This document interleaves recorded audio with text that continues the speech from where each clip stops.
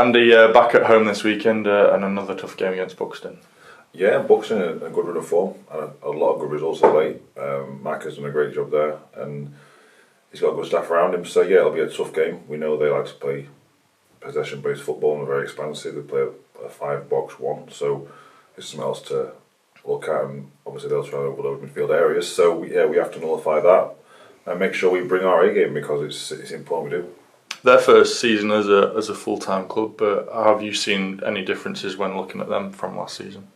Yeah, again, a professional outfit that's invested in their infrastructure quite well this year. So I think the budget's a little bit limited, but they've recruited very well from other teams. So yeah, we have to make sure that we nullify their threats. But no, there have been a lot of improvements in the way they set up and the way they obviously now speaking to players that have been there. They're a professional outfit who do try and do things right. So yeah, it's two professional teams battling against each other. And it's again, I keep going back to it and alluding to it, but we are, I believe, the best squad in the league. So we have to go there and prove it.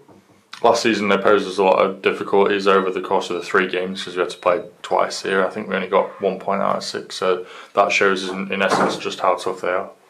Yeah, again, going back to these games from last season, there were a little bit of fun and games in it all. So yeah, it's different personnel though in different squads. So let's hopefully have a repeat of that. But no, you're right. Teams will try and come here and frustrate, and if they come out and try and press, it's up to us to find ways and means to beat their press. If they sit in a little bit, sometimes you have to be patient. But again, message is we've got to move with tempo. We have to keep moving balls with tempo. Obviously, Radcliffe came here to do some similar things, frustrate, and they're quite good on the ball. What do you want your team to do better this week as opposed to last week? For me, we've got to sustain attacks more. We've got to be patient as play. At times we get the ball, we're a little bit apprehensive of punching that first pass. If they see something on straight away, then it's got to be that's the right decision. Not doubt yourself, take an extra touch, kill the pattern, and then recycle it. At times, this is where we can punch through lines and really get at the back line, because we've got players in that advanced area who will cause teams problems. It's just about getting the ball to them in the final third areas. I suppose in a way, we've talked about home support as well, haven't we? It's that anxiety of not wanting to make a mistake in front of the fans, because it then becomes a frustrating atmosphere, doesn't it? Yeah, it's slightly different in our league how we are compared to other teams. We've got 4,000 expectant fans wanting the result, which we want. We want fans here, we want a good atmosphere, but when you go away from home, the other home crowd isn't as expectant. They're thinking if we get an upset, then we might beat Scunthorpe United, whereas we come to every game thinking, yeah, we're expected to win. So there's that pressure, but we want that pressure. I want that pressure. And again, I've got broad enough shoulders to take in criticism. Again, I'm not always going to be right, but we'll keep progressing and keep making sure we're doing the right things throughout the week to make sure that we produce on Saturdays. And again, we've not been at as fluent best of late, and obviously results have shown that, but we don't get too far away from the fact that the same team we've played beat Farsley 6-0 midweek, but then Farsley go and beat Kingsland 2-0 away from home. So it just shows how unpredictable this league is and how you have to be right at it from the start. We touched on how unpredictable the league was on Tuesday night after the results, and that was further added to Curzon on Wednesday, wasn't it? That I know Kidderminster are a good side, but they edged it there. Yeah, I keep saying it's not going to be a clean route for anyone this season. The teams have improved. There's a lot more professional outfits in this division, and yeah, you have to make sure that you prepare properly. But then sometimes all the preparation you do, you sometimes get mistakes, and they're honest mistakes in games. So sometimes it's about trying to bounce back from that. And we will all make mistakes. I'll make mistakes, players make mistakes, but come 40 games into the season, let's hope we've made the fewest mistakes. I suppose, although frustrating, mistakes are probably the best scenario for a goal. We're not getting carved open. There's not something fundamentally wrong. It's just an individual error, and it's not the same player making the error each time either, is it? It's individuals. Yeah, and we've only lost by a narrow margin each game. I think we've lost by 1 goal in all 3 games. So we have to make sure that we still stay organised and cut out mistakes, because like you said, there's not many teams that have come and really opened us up in terms of chances. It's been more of our mistakes leading to goals and counter-attacks. The team news then obviously didn't have Danny, Will midweek. How are they getting on? Will's going to probably be next Saturday at the earliest. He's had some good treatment with Kieran, and he's almost back to running. He'll be running Saturday. Danny Whitehall, should be in contention for Saturday. We've had to manage Danny. Obviously, you can't push him if he's not 100% fit, but he's an integral part of what we want to do. He's important how we approach the play. His leadership skills on the pitch is vital for us. So, Danny's going to give him every chance again, and I'd like to think he'll be back for Saturday. I know he can kind of polarise fans, he can frustrate them with his antics and things like that, but I think the last couple of games have just shown how much we've missed how he leads the line.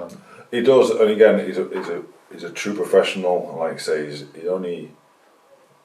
think he got his injury from defending and clearing a ball, so you can see how important he is to the side. But he's a real nuisance for opposition, and he does occupy two centre halves at times, so it gives us an advantage somewhere else. So the ball can go into Danny. You can either trust him with a foul or you'll have a release pass off him, and he's always in the middle of the box. And he's a proven goal scorer at this level. So anyone misses a goal scorer that scored 21 last season is going to miss him.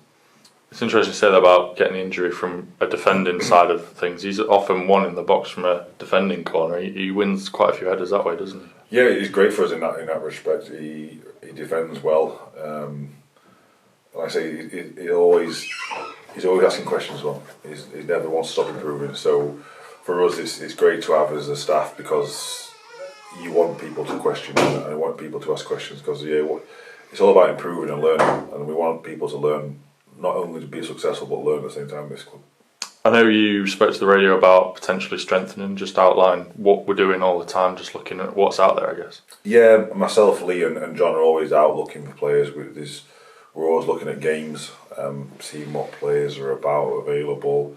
We have been knocked back on a few, and that's not from the want of trying. The club have been brilliant with obviously allowing us to bring players in. It's just getting the right player. We don't want to bring players in that aren't going to improve us as a squad. We could bring 3 or 4 young players in, but are they going to improve the squad? Probably not, because we've got, I think, the best squad in the league. It's about getting that little added extra, little bit of magic we can get. But again, the right character and the right personnel, because we don't want to bring anyone that disrupts what we've got right now.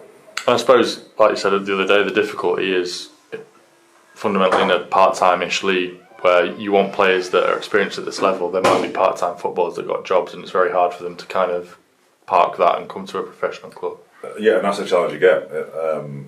Everyone wants to be a professional footballer, but fundamentally, if you're earning more money as a part-time player, training Tuesday, Thursdays, and a full-time job throughout the week, you're going to get more money than a full-time outfit, which is a challenge. But you have to get that player that wants to come in as a full-time player, a professional player. And we've got that in this squad. We've got players that are chomping at a bit. And in an ideal world, you give them all more money, but the challenge for them is to get us all promoted and get the benefits that way. But in terms of part-time, there are a lot of part-time teams playing a lot of money in this division. And if you want an experienced player, you're going to have to wrestle them from a full-time job. And when the experienced players are coming towards the end of their career, obviously looking towards the future career. So that is a difficulty, but hopefully we can sell the club and sell the fans. In front of 4,000 fans, there's not many people that get to say that at this level. So that has been a challenge, but it's been a good challenge, because you start to see what people want from the footballing career. I suppose that's the biggest hurdle, isn't it? Because the club sells itself at this level, the size of the club, the size of the fan base and things like that. It is just getting over that hurdle of kind of moving from part-time to full-time. Yeah, that's it. You see players that do it all the time, signing from part-time to part-time, because they're happy with their training Tuesday, Thursday nights. It's a big commitment, training every single day, and it's a big commitment moving to a club. But we have to try and sell this as Scunthorpe United as a professional outfit. We still get asked questions whether we are have moved on from last year from players, so it's not all out there. But we know we're secure as a club. With the past has gone now, and the message to now that we're building towards the future. of a sustainable club. So we have to make sure that we're sustainable, but at the same time we have to make sure that we get the best players in to get us promoted. Final one, obviously on the fans, been a bit of frustration lately, but what would your message to be to them coming here this week and just need the support behind the lads, I guess? Just keep being patient. I know there's frustrations at times, and I'm not deaf to it all. I know people have obviously asked questions about what we're doing, and we don't go out there to make mistakes. We go out there to put everything we can into a game. There's going to be times where we don't get it right, but a lot of times we do get it right. So just stay patient in the approach, because there are times where the players do need you as supporters. We all need a little pat on the back every now and then. And when, like I said, when the fans are fully engaged in it and you can see there's a real cohesion in team and fan engagement, and it brings the best out of everyone. And that's what we want to see. We want to see smiles on faces. Obviously, we are in charge of that because of the football we play, but it comes hand in hand. We both back each other. We'll always be support there. Like I said, I just want players to go out there and express themselves, so let's give them the atmosphere they can to express themselves.